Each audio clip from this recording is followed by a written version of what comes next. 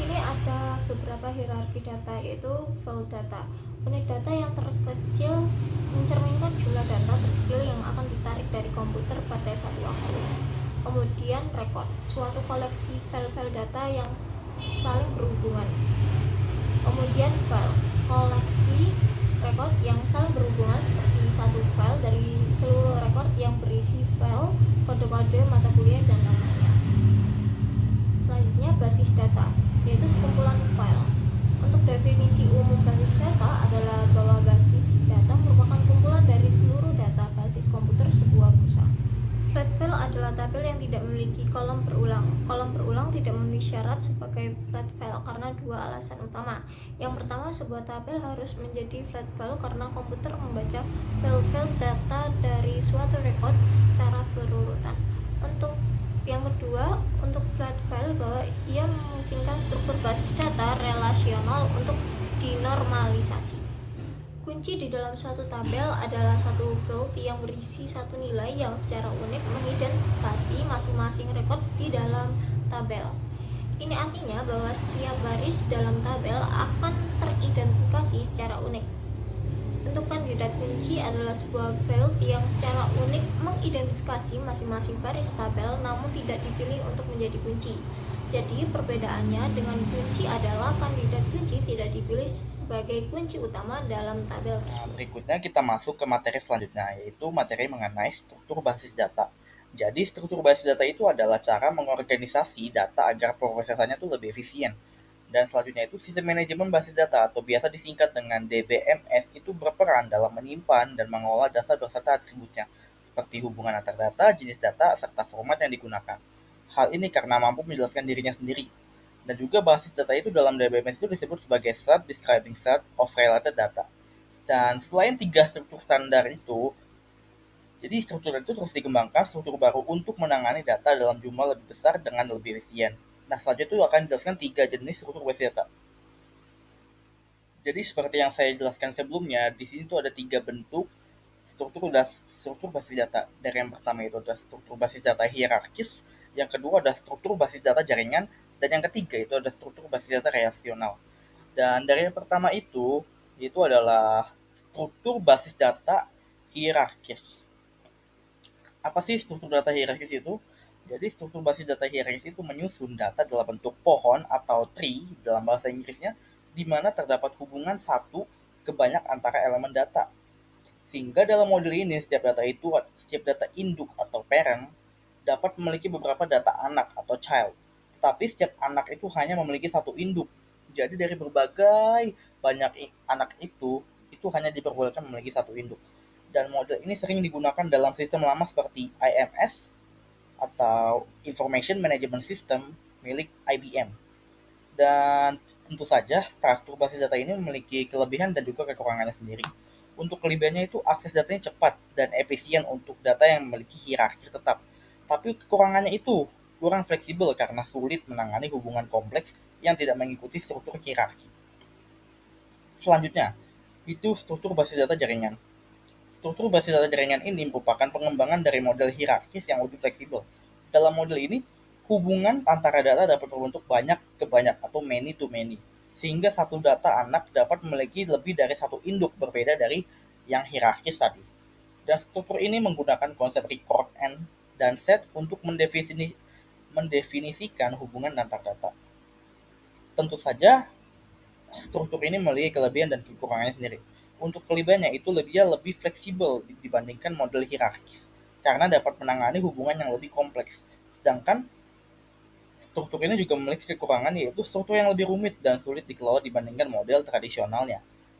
Kita maju ke bentuk yang terakhir yaitu struktur basis data relasional. Untuk struktur basis data relasional ini adalah yang paling banyak digunakan pada saat ini, dan model ini menyimpan data dalam bentuk tabel yang terdiri dari basis atau record dan kolom atau atribut. Hubungan antar data dibuat menggunakan kunci atau key seperti primary key dan foreign key. Dan struktur ini menggunakan SQL atau struktur query language yang digunakan untuk mengelola dan memanipulasi data dalam model ini. Dan seperti dua struktur sebelumnya, tentu saja ada kelebihan dan kekurangan. Untuk kelebihannya itu dia mudah untuk digunakan. dan juga fleksibel, dan dapat menangani hubungan data yang kompleks secara efisien. Dan untuk kekurangannya itu performa bisa lebih lambat dibanding model lain jika menangani data dalam jumlah besar tanpa optimasi yang tepat. Di sini ada contoh basis data relasional. Contoh-contoh filet data, tabel, dan relasi di antara tabel akan memberikan latar belakang untuk konsep-konsep data yang akan disajikan. Satu basis data bernama jadwal telah dibuat dari tabel-tabel yang akan kita pergunakan sebelumnya. Basis data akan memecah informasi ke dalam beberapa tabel karena jika informasi disimpan hanya pada satu tabel, maka akan terdapat banyak nilai filet data yang diduplikasi. Satu, basis data jadwal. Contoh yang dipergunakan di sini diimplementasikan pada perantai lunak sistem manajemen basis data Microsoft Access, namun diimplementasikan ini akan berubah pada setiap produk bisnis data relasional lainnya. Dua, konsep basis data. Ketika pengguna memikirkan rekod di dalam suatu basis data, mereka secara intuitif akan merasa bahwa urut-urutan rekod yang ditampilkan dalam sebuah laporan merupakan cerminan dari urutan-urutan penyimpanan rekod tersebut di dalam disk komputer. Oke, yang pertama kita akan membahas mengenai membuat basis data. Jadi dalam membuat basis data sendiri itu memiliki dua langkah. Langkah yang pertama adalah menentukan kebutuhan data, lalu yang kedua ada teknik pemodelan data. Jadi dalam menentukan kebutuhan data sendiri ini dibagi dalam dua pendekatan. Yang pertama ada proses oriented dan yang kedua ada permodelan perusahaan. Lalu ada teknik pemodelan data. Dalam teknik pemodelan data ini sama halnya dia memiliki dua pemodelan. Yang pertama ada diagram relasi entitas dan diagram kelas. Jadi dalam slide ini kita akan membahas secara rinci mengenai menentukan kebutuhan data. Seperti di slide sebelumnya yang sudah kita bahas, dalam menentukan data sendiri itu memiliki dua langkah, memiliki dua pendekatan. Yang pertama ada proses oriented dan yang kedua ada pemodelan perusahaan. Nah, dalam proses oriented ini itu digunakan ketika perusahaan memiliki pendekatan yang berorientasi pada proses untuk menentukan kebutuhan datanya. Lalu untuk mengidentifikasi kebutuhan data dalam dalam pendekatan proses oriented sendiri itu akan ada 5 langkah. Yang pertama, kita akan mengidentifikasi masalah. Lalu yang kedua, kita akan mengidentifikasi keputusan yang dibutuhkan. Lalu yang ketiga, kita akan menjabarkan kebutuhan informasi. Lalu yang keempat, kita akan menentukan pemrosesan yang dibutuhkan. Dan yang kelima, ada menentukan spesifikasi kebutuhan data. Nah, kenapa sih pendekatan proses oriented itu disebut juga dengan problem oriented? Itu karena awalnya dimulai karena adanya suatu masalah. Masalah dapat baik atau buruk itu dapat menjadi suatu ancaman bagi perusahaan atau dia dapat mengancam peluang untuk dieksploitasi setelah masalah teridentifikasi, data, dan pemrosesan yang berhubungan dengan solusi masalah yang akan ditentukan. Lalu ada di pendekatan kedua ada pemodelan perusahaan. Pemodelan perusahaan sendiri ini kekuatan pendekatan ini dia lebih mengambil keuntungan dari sudut pandang sumber daya data perusahaan yang luas. Nah, semua area itu akan diperhitungkan dan memiliki sinergi sumber daya data antara area-area bisnis yang akan ditingkatkan.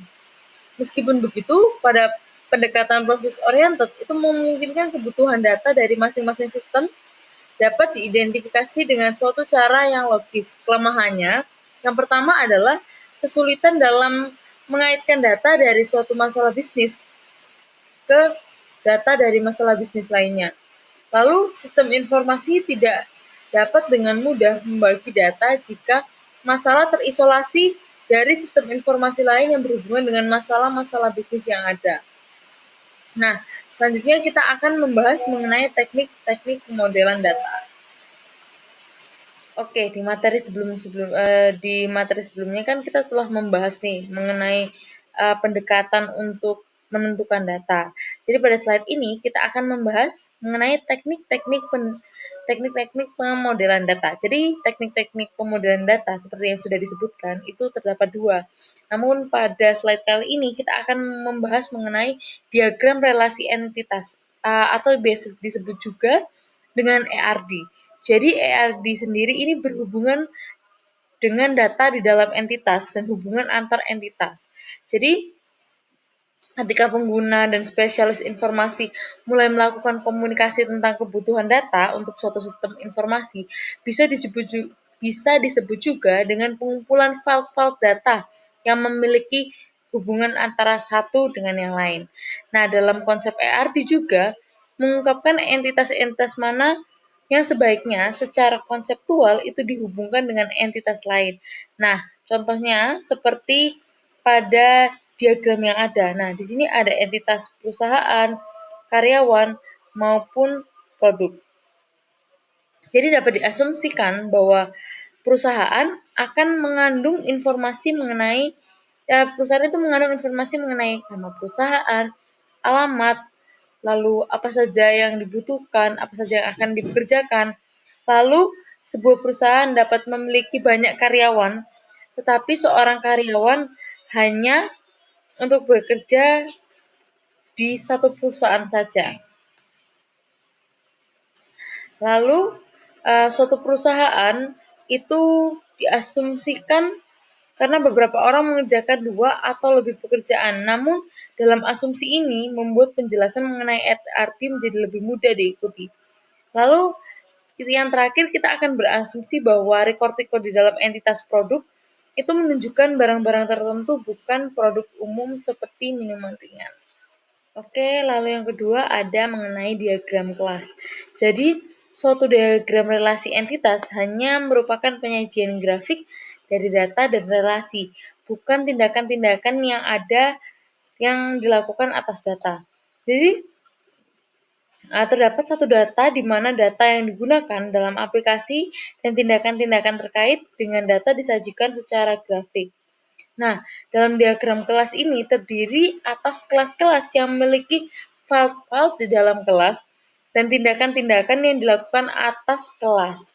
Nah, ini merupakan pada diagram ini adalah ilustrasi relasi entitas yang harus diselesaikan. Jadi, dapat diperhatikan bahwa diagram ini dimulai dengan bagian atas yaitu perusahaan. Dari nama kelas perusahaan ini yang telah diuraikan.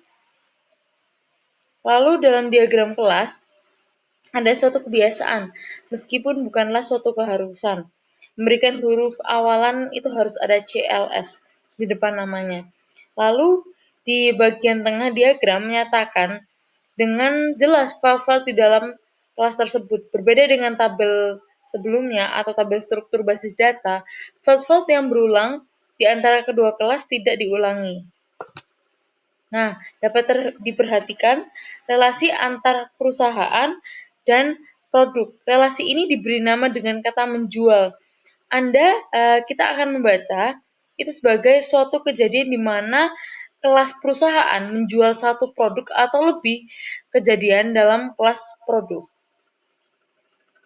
Nah, seperti itu. Selanjutnya akan dilanjutkan oleh rekan saya. Selanjutnya, menggunakan basis data. Kita biasanya berinteraksi dengan sebuah basis data dari sebuah komputer pribadi meskipun data tersebut berada di tempat lain dalam jaringan. Formulir, laporan, dan query adalah metode umum yang dipergunakan untuk mengakses basis data yang disimpan dalam suatu sistem manajemen basis data. Laporan dan formulir. Mayoritas interaksi pengguna dengan basis data adalah melalui laporan dan formulir. Sebagian besar vendor peranti lunak manajemen basis data menawarkan GUI atau Graphical User Interface yang memudahkan pembuatan formulir dan laporan. Kebanyakan laporan dan formulir yang dibutuhkan oleh pengguna dapat dibuat tanpa bantuan profesional sistem informasi. Yang pertama ada navigasi. Navigasi ini adalah pengguna dapat melakukan navigasi dari satu record ke record berikutnya dengan mempergunakan basis dengan mempergunakan baris navigasi yang berada di bagian formulir. Yang kedua, akurasi. Formulir akan menjalankan definisi field data yang telah ditentukan ketika basis data dibuat. Definisi tersebut dapat menentukan nilai valid tertentu, rentang data untuk menilai numerik dan aturan lain yang mendukung akurasi. Yang ketiga, ada konsistensi. Konsistensi ini sangat penting ketika nilai field dalam satu tabel dipergunakan untuk menggabungkan recordnya ke tabel lain. Yang keempat, penyaringan. Basis data dapat memiliki jumlah data yang banyak. Pengguna mungkin menyaring record yang ingin dilihat dengan mempergunakan formulir ini. Setiap field dalam formulir dapat digunakan sebagai saringan atau filter. Yang kelima, subformulir. Ketika pengguna memasukkan informasi pada waktu yang bersamaan, mereka juga dapat ingin memasukkan informasi mengenai proyek-proyek. Selanjutnya ada query. Query adalah suatu permintaan kepada basis data untuk menampilkan record yang dipilih. Sistem manajemen basis data biasanya memberikan antarmuka yang mudah untuk dipergunakan bagi para penggunanya. Bahasa query terstruktur. Query terstruktur adalah kode yang digunakan oleh sistem manajemen basis data relasional untuk mengerjakan pekerjaan basis datanya. Personel basis data yang pertama yaitu administrator basis data. Tugas-tugas DBA dapat dibagi menjadi 4 area utama, yaitu perencanaan, implementasi, operasi, dan keamanan. Perencanaan basis data mencakup bekerja dengan manajer-manajer area bisnis dalam mendefinisikan kebutuhan data perusahaan. Yang kedua, implementasi. Implementasi basis data terdiri atas pembuatan basis data untuk mengikuti spesifikasi dari sistem manajemen basis data yang dipilih maupun menyiapkan dan melaksanakan kebijakan dan prosedur bagi pengguna basis data. Yang ketiga, operasi. Operasi basis data meliputi penawaran program-program pendidikan bagi para pengguna basis data dan memberikan bantuan jika dibutuhkan. Yang keempat, keamanan. Keamanan basis data meliputi pengawasan aktivitas basis data dengan menggunakan angka statistik yang diberikan oleh sistem manajemen basis data. Selain itu, sistem manajemen basis data memastikan basis data tetap aman. Yang kedua yaitu programmer basis data. Programmer basis data menunjukkan spesialisasi dan seleksi tingkat tinggi. Mereka seringkali memiliki lebih banyak pengalaman dan pelatihan daripada programmer-programmer lain yang dimiliki oleh perusahaan. Salah satu alasannya adalah bahwa basis data merupakan pusat penyimpanan fakta bagi perusahaan. Jika terjadi kesalahan pemrograman di dalam basis data, maka konsekuensinya akan dapat dirasakan oleh pengguna dalam jumlah yang sangat besar. Karena alasan ini, perusahaan menginginkan para programmer basis datanya dipilih dari personel paling ahli yang tersedia. Yang ketiga, pengguna akhir. Pengguna akhir tidak dapat diabaikan sebagai personel penting yang berinteraksi dengan basis data. Mereka membuat laporan dan formulir, memberikan query kepada basis data, dan menggunakan jawaban dari pertanyaan basis data mereka untuk pengambilan keputusan yang akan memengaruhi perusahaan dan unsur pokok lingkungan. Menempatkan sistem manajemen basis data dalam perspektif. Yang pertama, ada keuntungan DBMS, yaitu mengurangi pengulangan data, mencapai independensi data, mengambil data dan informasi dengan cepat, keamanan yang lebih baik. Yang kedua, ada kerugian DBMS. Yang pertama, membeli peranti lunak yang mahal. DBMS untuk mainframe mahal harganya. DBMS berbasis komputer mikro, meskipun harganya hanya beberapa ratus dolar, dapat menjadi pengeluaran yang sangat besar bagi sebuah organisasi kecil. Untungnya, hukum Moore masih berlaku dan biaya peranti keras komputer dan peranti lunak akan terus menurun. Kerugian ini setiap tahun akan semakin berkurang arti pentingnya. Kerugian DBMS yang kedua yaitu mendapatkan konfigurasi peranti keras yang besar. Kemudahan dengan mana DBMS dapat